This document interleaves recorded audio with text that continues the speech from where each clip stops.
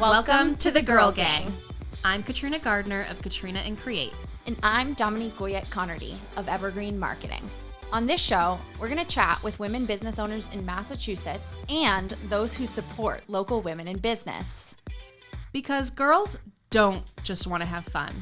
They also want to sell real estate. They want to open a brewery. They want to teach others to invest in the stock market. They want to take stunning photos, plan lavish parties, and help people recover from injuries. Girls just want a podcast. What can we say? We're girls.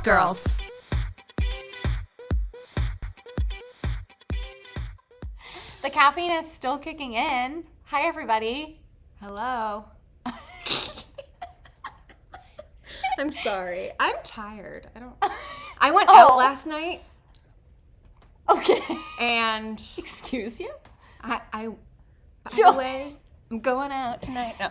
So as we were setting up the podcast, Katrina goes, so I met someone last night. And I said, stop right there. Before she could finish her sentence, I said, stop right there. The way you just started that sentence sounded like Jessie was out of the picture suddenly. So I met someone last So night. I met someone last night, twirls hair like a high schooler. You went to trivia. I went to trivia last night, and I had one drink, and here I am, just Fighting through the next morning. and I left trivia early. So yeah, I'm tired. Lord. Yeah. Sorry. Life Sorry, will do everyone. that to you. I taught my 100th kickboxing class this week. You did. Are you tired? No. That's exciting. I mean, in general, I'm always tired, Right. but I'm not, like, tired right now necessarily. No, that's very exciting. Yeah. I feel like that went by so quickly. It did. It was 6 months. Mm-hmm. 6 months, 100 classes taught. Let's go. Very exciting. I know. Here's Proud of myself. 100 more. Yeah, for real. I liked your pictures, too. There was a thank you. dog featured in the pictures. Yes, there's always dogs at the Did studio. you buy the balloons? No, of course not. You think I would throw my own party? That's embarrassing. But did you notice the quote on my Instagram was the Office quote? Mm-mm. It was like when Michael Scott's like, everybody, as you know, I love fanfare for its own sake. So without further ado, let's all just start clapping. I didn't recognize it as from The Office, but yes. Yeah. I guess it's a lesser known Office quote. But Yeah. no, Kat, who was our guest last week, she is the general manager and part owner, and she bought all those balloons and set them up. And That's very I sweet. came in and I was surprised because I just thought, I don't know. I didn't think we were going to make it a whole thing. She also big gave me to-do. candy after class. Also exciting. Yeah. Love that for me. Yeah. Big celebration. Well, congratulations. Oh, thank you. Thank you.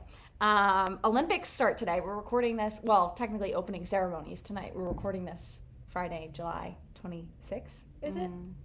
Yep, that's right. I had no idea.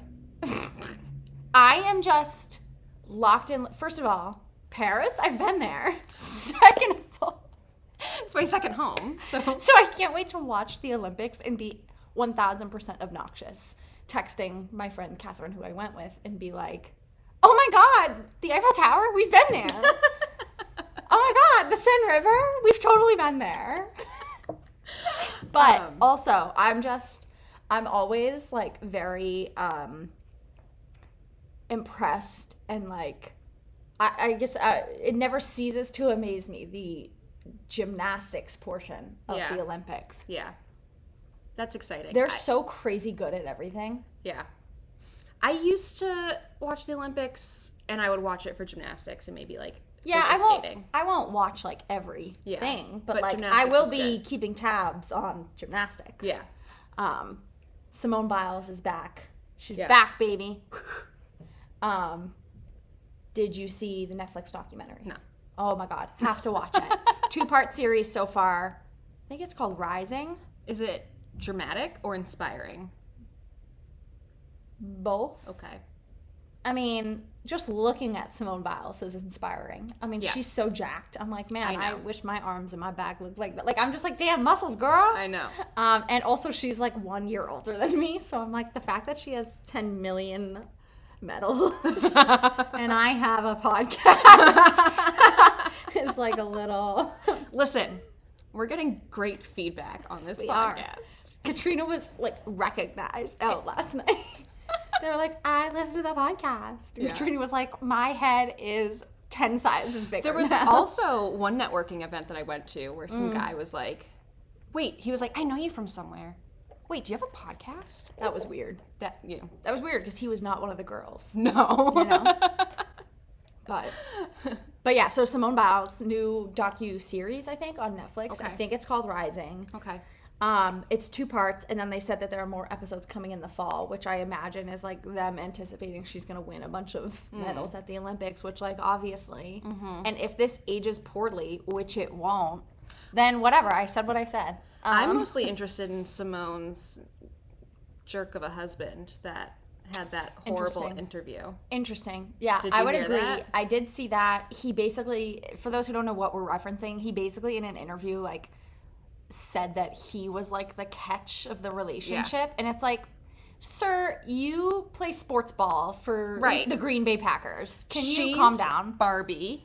She's an Olympic, multi-time Olympic athlete.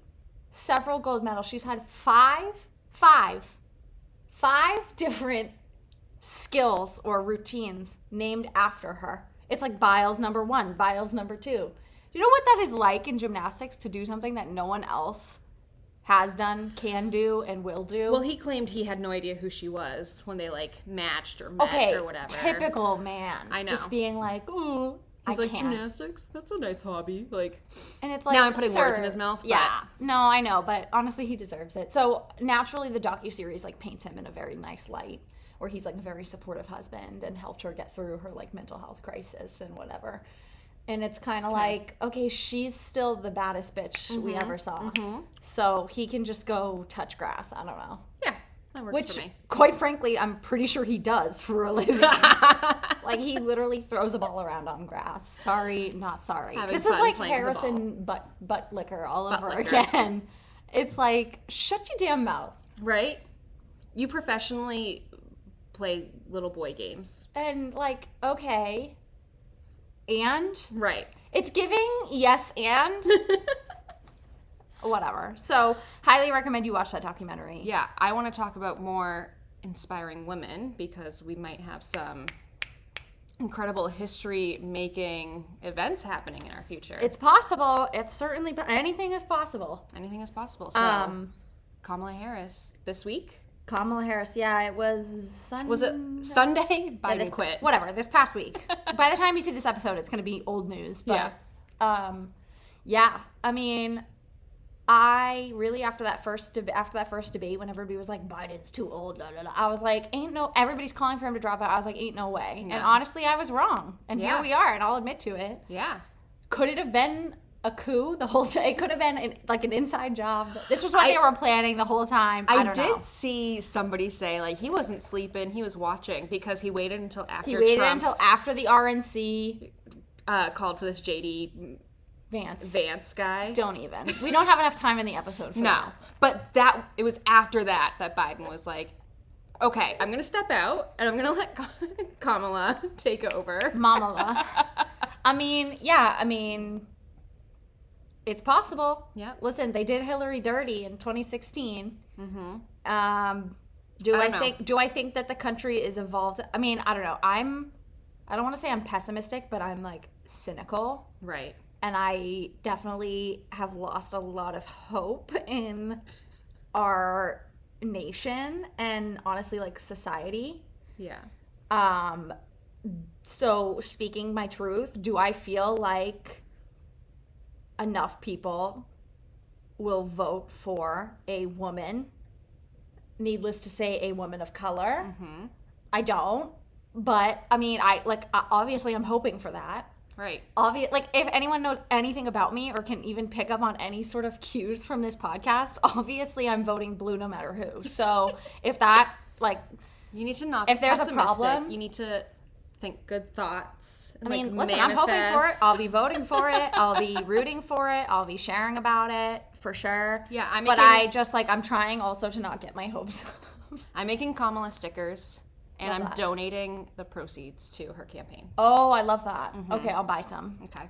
So far, the only one that has sold is the one that says, "This childless cat lady is voting for Harris 2024."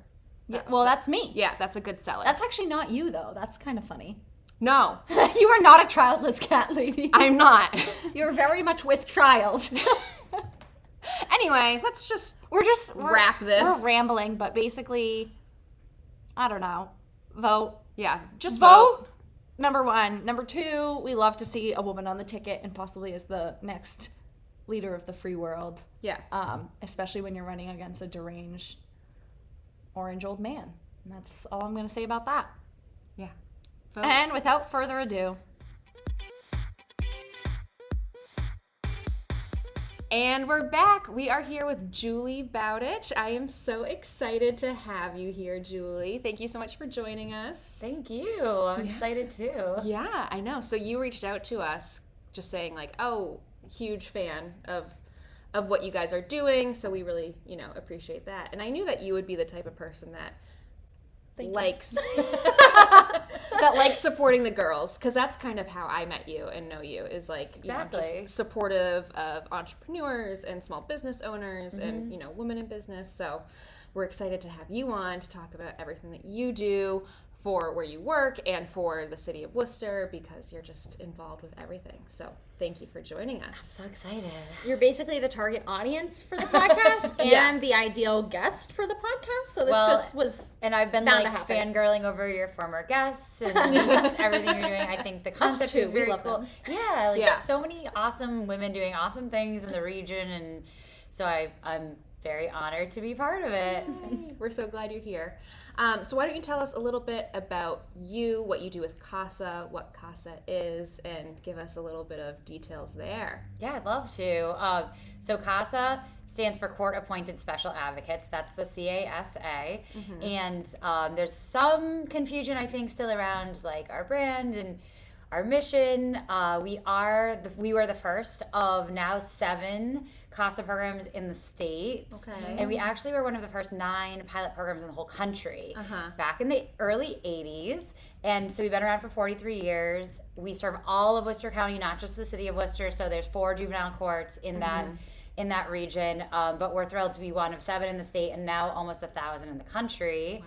So there are some, I think, pockets in the country where CASA's work is maybe better known for whatever reasons. But here in the Northeast, we seem to still be making some inroads in terms of just brand awareness and so forth. So I always appreciate the question because it gives me a chance to talk about, what is CASA, and no, we are not a housing.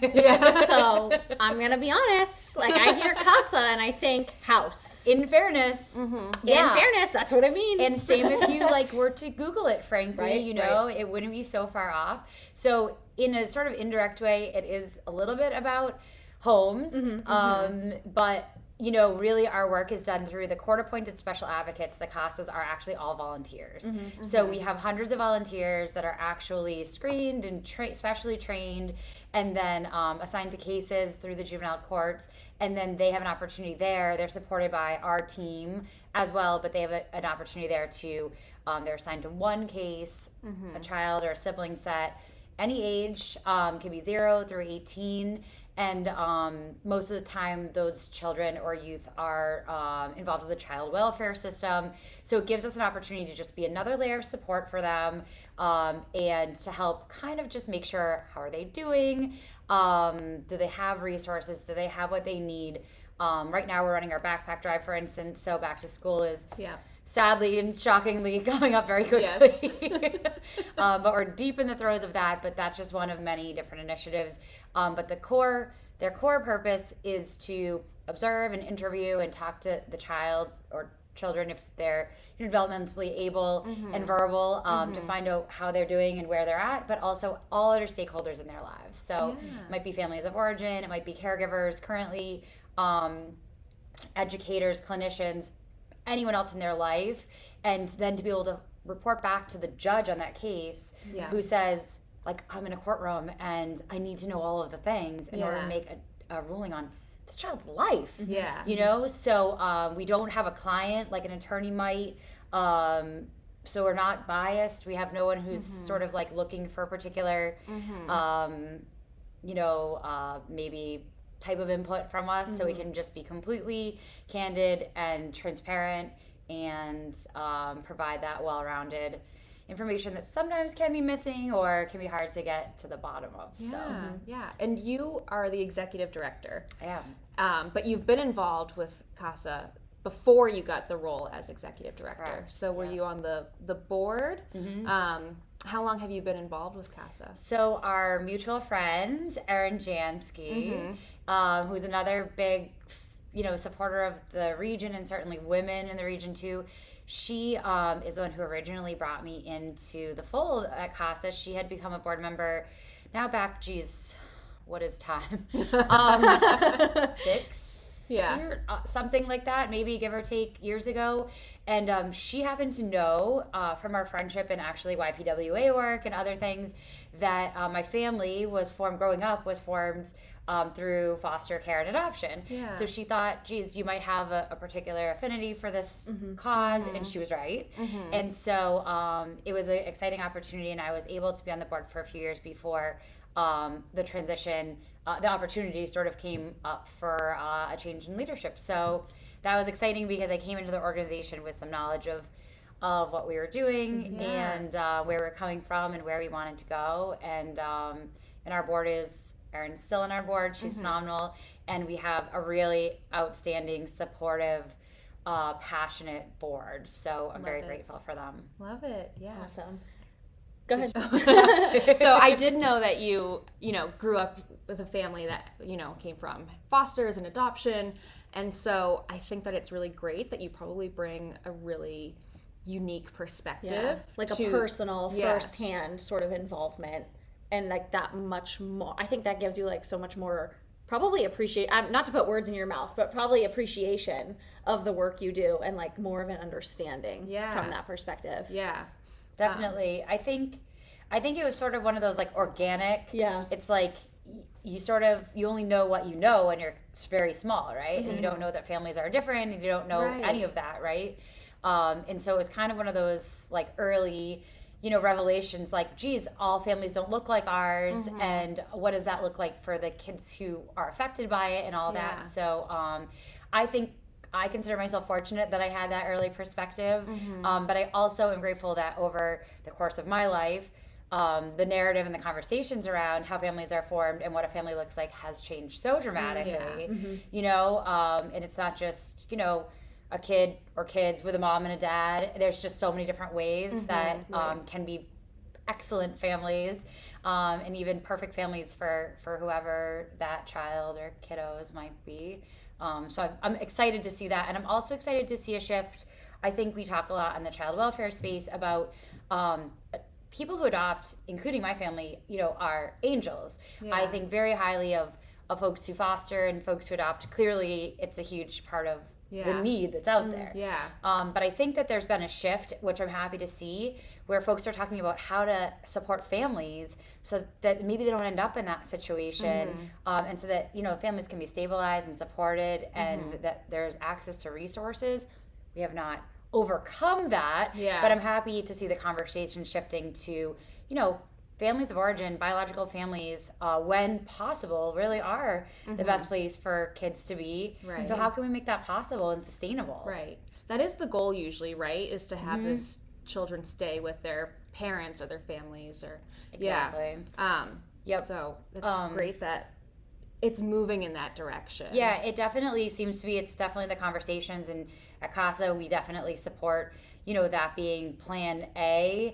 Massachusetts is what's called a reunification state. You may know. Yes. Yeah, that's what I was thinking of when you said with the, biological or family of origin. Yes. Yep. So the goal is always for the children to be with their parents, until it isn't. Right. And then of course kinship placements and other ways to still include and involve and sort of retain bonds and that sort of thing are being considered, I think, much better than they have been in the past. Yeah. We have a lot of work to do. Yeah.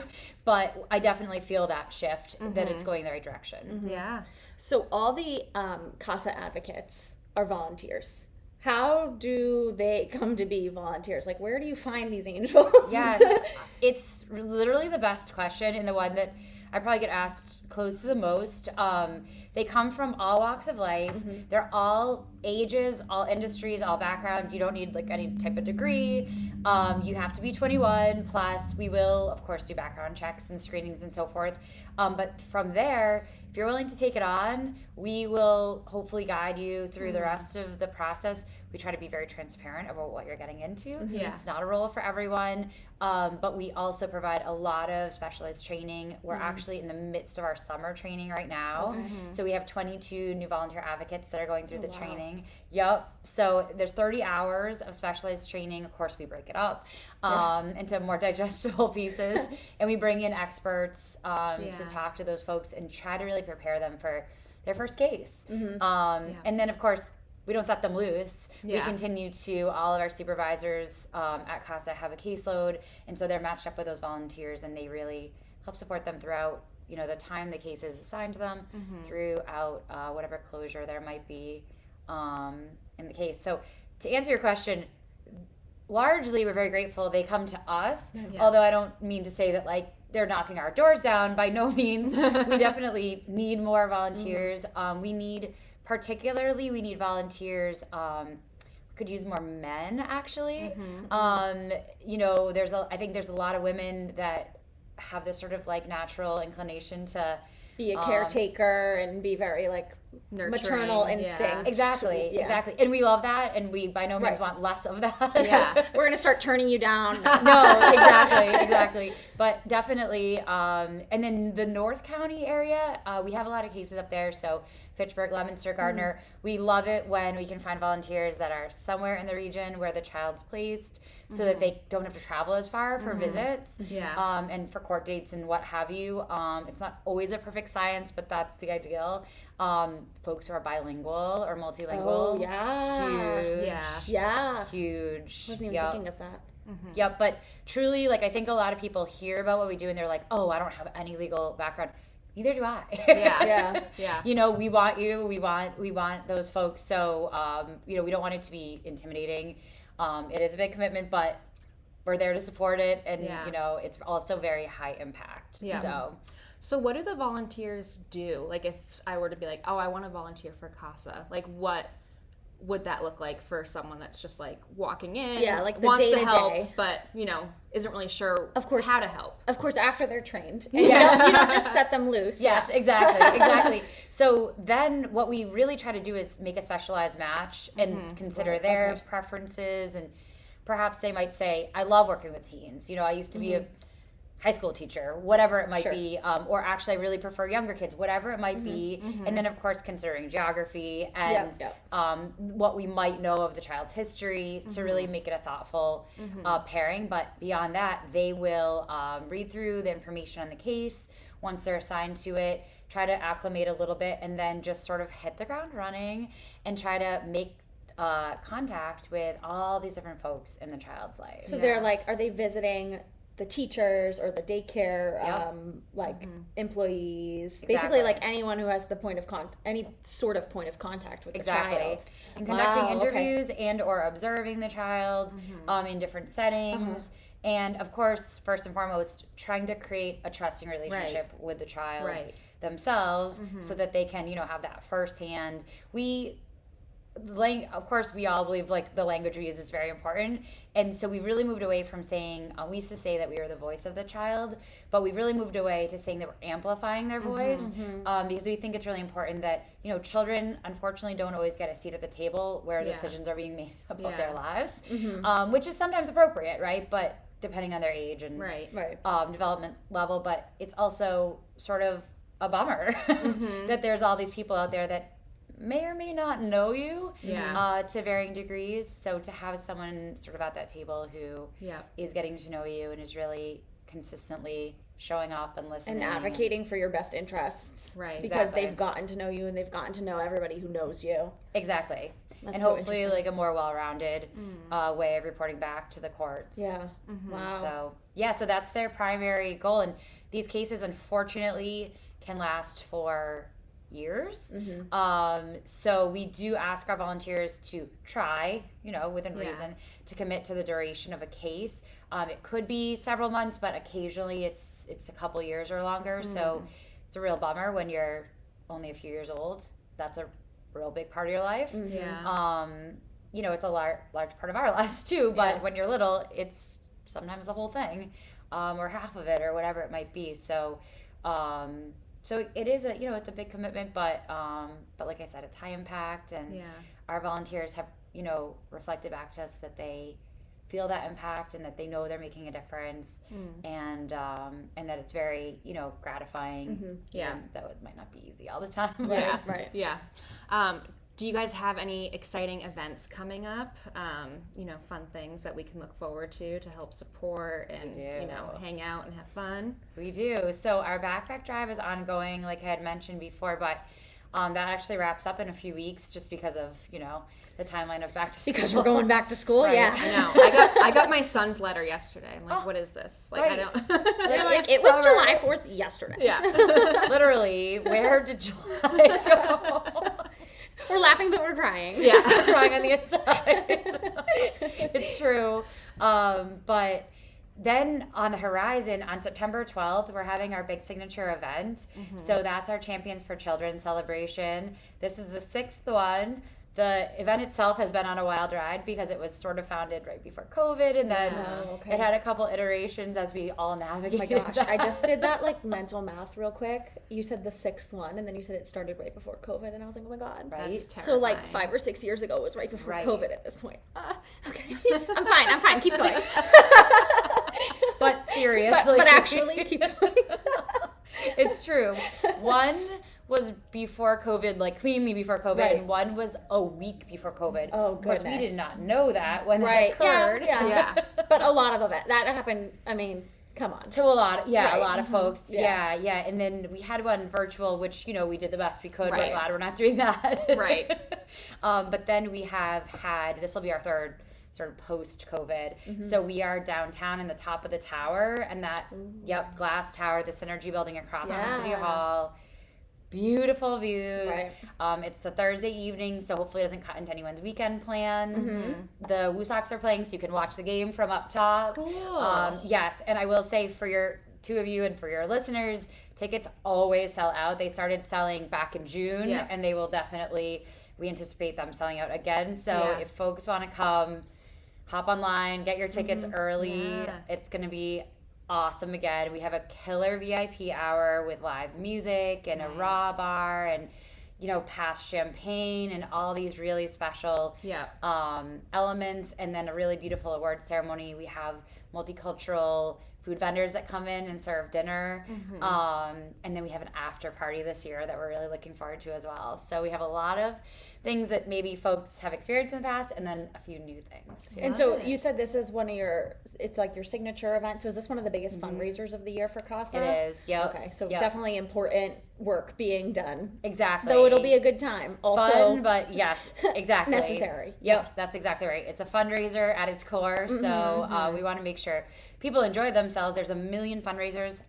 Personally, in the work I do, I love them all. Yeah. But we all have those things that we're going because we care, and then we have those ones that we're like, I'm marking my calendar for next year because this was awesome. Right. Yeah. So we'd love it to be both. Before we wrap up here, is there anything else that you'd like to talk about CASA, or about anything else that you're currently working on in your life? I guess I would just say that there's a lot of exciting, this is actually a perfect segue, a lot of exciting work being done in our region, in the city of Worcester and, the area. I think a lot of people talk to me about, I couldn't become an advocate right now. My schedule doesn't allow it. Totally get it. Yeah. But, how can we get involved? And whether it's CASA or a totally different organization, I would just urge people to think about different ways you can volunteer, because I think traditionally volunteerism has been you show up, you do the thing, and you leave. Right? But we know, and I think this generation is doing a lot more around volunteerism can fit into your life instead of the other way around. And there's lots of ways to give back to things you care about that you may not even be on your radar, or, frankly, that organization might not have the bandwidth or the resources to be promoting even. Right. So just like ask your friends, ask me. I'm more than happy to be that resource for anybody who's listening, and to say, like, of course I'll suggest CASA, but not exclusively. I volunteer for lots of organizations that might be partners of CASA or might not be, and I love nothing more than when people tell me, like, this is what I care about. How can I do something that will really make me feel fulfilled and impactful? And a lot of times people in corporate work will say that. They're like, I do my job, I pay the bills, it's important, but I want to do something that, like, speaks to my soul in my free time. So I would just say, like, think outside the box, or just ask. Because and I've seen you, have those conversations on Facebook where you're like, let's talk about volunteering. And then there are so many people that say the types of things like, I'm so busy, I have children, I have a job, like, and valid. 100% totally valid. Totally get it. Yeah. But there are ways to do it all. Exactly. And you're a really great resource for, helping people figure out what's available, just because you are so involved in the community. Right. So how can people get in contact with you? Yes. So for CASA specifically, obviously our website is the best resource. We're at thecasaproject.org. So again, CASA for The CASA Project. And you can also reach out to us by email, of course. All of our contact information for myself and our whole team is on our website. But my email is just jbowditch at thecasaproject.org. But we're also very active. I mean, I am personally, like you mentioned, but our organization as well on Facebook, Instagram, and LinkedIn. And folks can reach out to me or to us.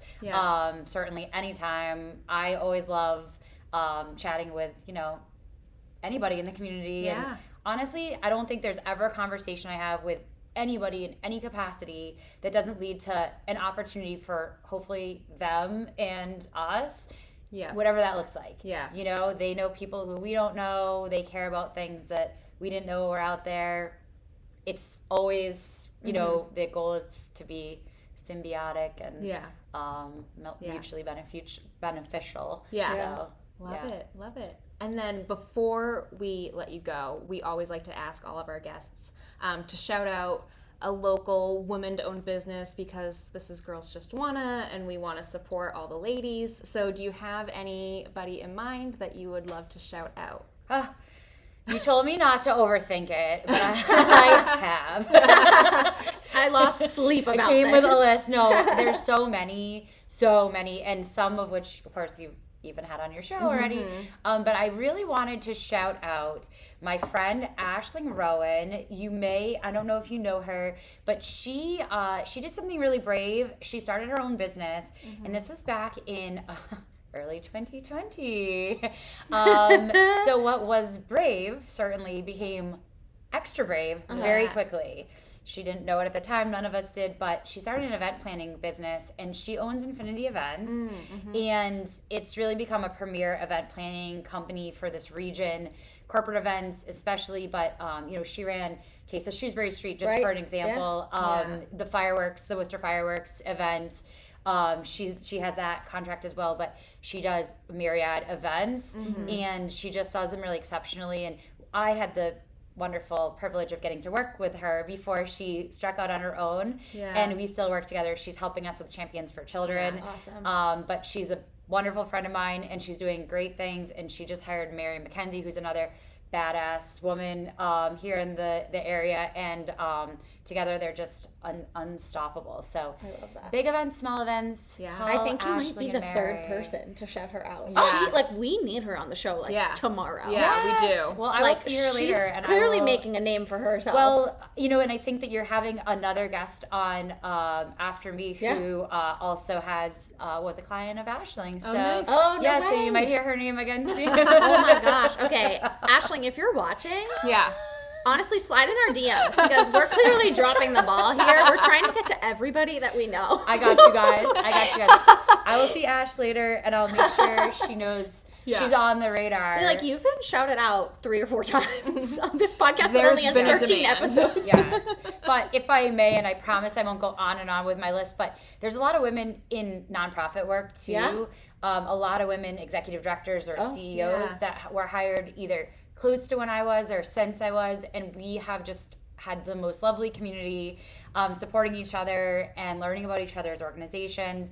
And I won't shout them all out by name, but part of why my career took the turn it did is because of women who are in these types of positions who I could then, who are representative of, you can have that. Yeah.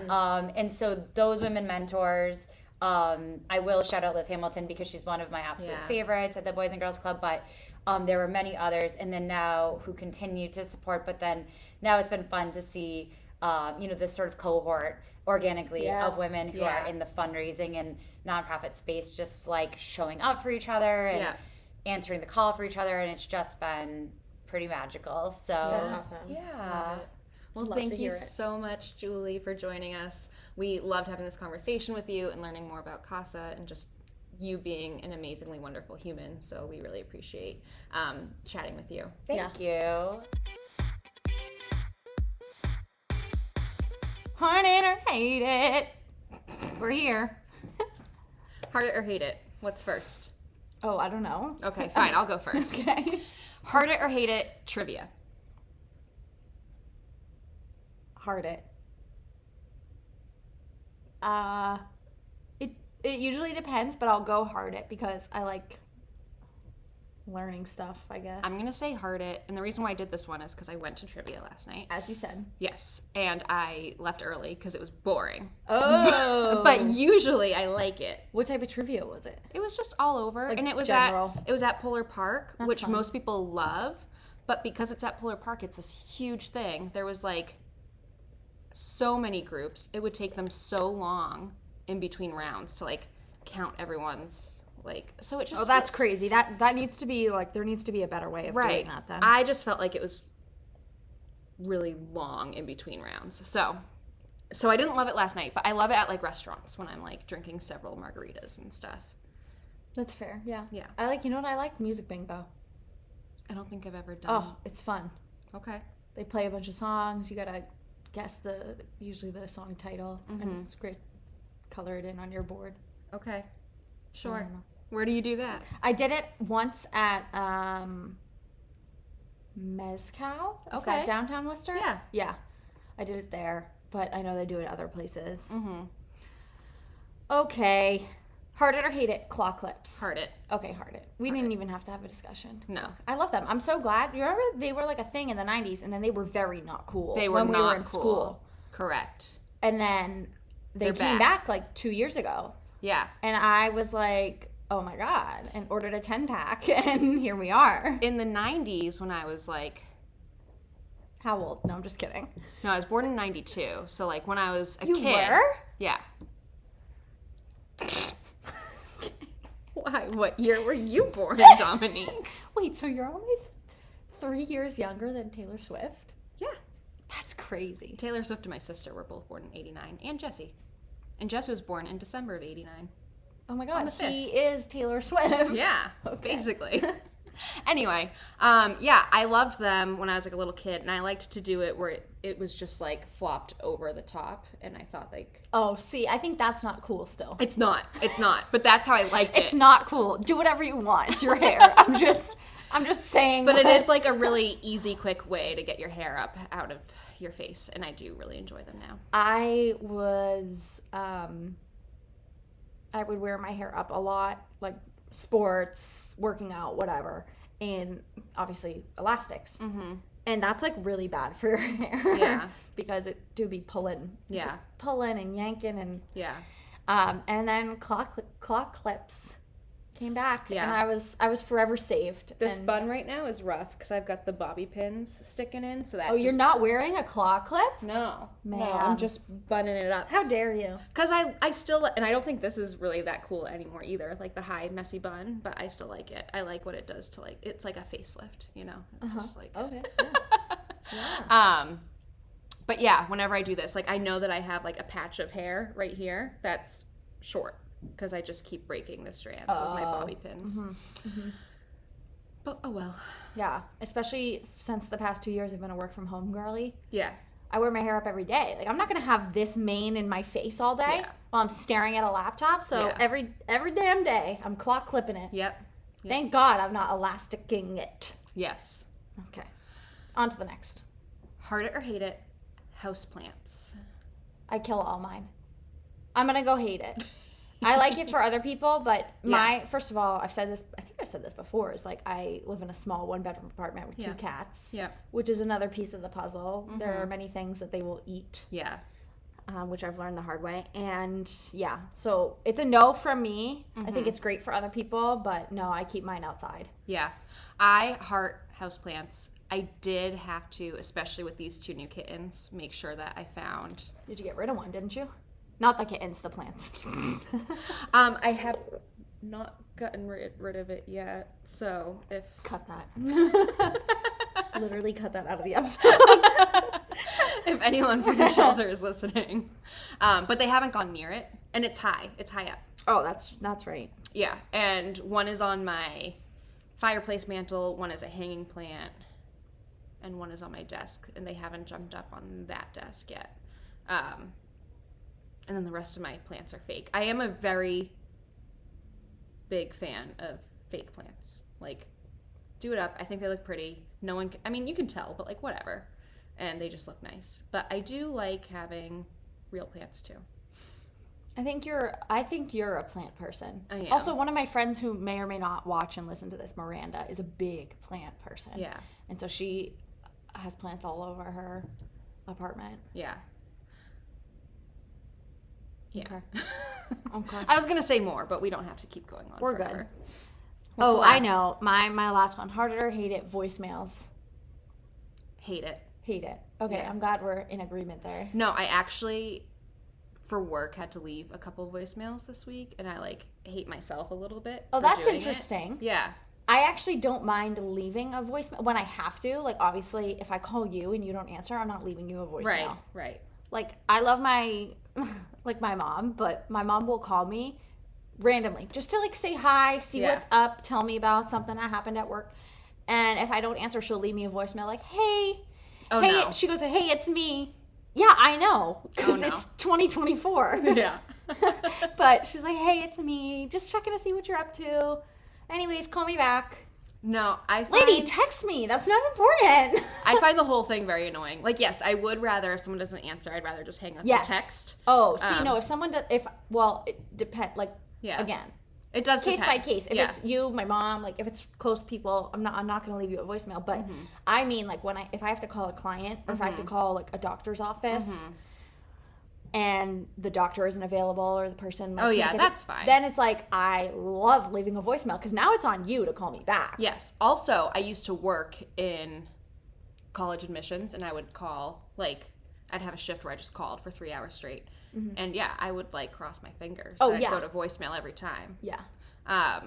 There was one time I even had a job where I was working customer service, and I had to give someone some like bad news, and so I Googled like how to call someone so that it immediately goes to voicemail because I didn't want to talk to them. That seems so on par with your personality. Like, if you told me that story and said, guess who this is about, I'd be like, you. Yeah. It's literally you. It's not shocking. I'd like to say I've evolved since I was 22, but I don't think. You're like, but I haven't. No, I'm kidding. All right. Well, that's it for Anyway, this week's episode. that's it. I say that's it after we talked for a bajillion minutes. Yeah. No, but really, that's it. So follow us on Instagram. Yeah, and we're on some more streaming podcasting Services, places yeah. now. So we were always on Spotify and YouTube, and now we are also on Apple Podcasts, iHeart, And I think we might be on Amazon Music at this point, I think too. we got the email confirming it. Yeah. So yeah, We're growing. find us in more places. You're welcome. Thank us later. Bye. Bye, later, ladies.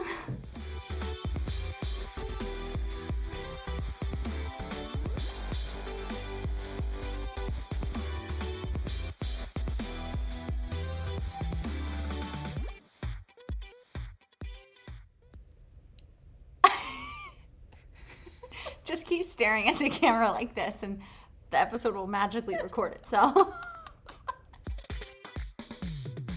Oh, Lord have mercy. Well, we're recording, so. Heart it or hate it. Should I sing like that? You should. And action. Welcome to... No, because you know what? Because you know what? Do it. Sometimes... So I'm, like, embarrassed about some of the stuff I say on these episodes, like... And then I remember that these aren't just for us, they're for the public. So, and I was chaotic when we started that episode. 1, 2, 3, turn. Like, can she be serious for one goddamn second? She can. And with that said, As prepared as all. oh no, I'm so sorry. I did a lot of chapstick research. Did you really? Yeah, That's like I take my hysterical. chapstick very seriously. Yeah.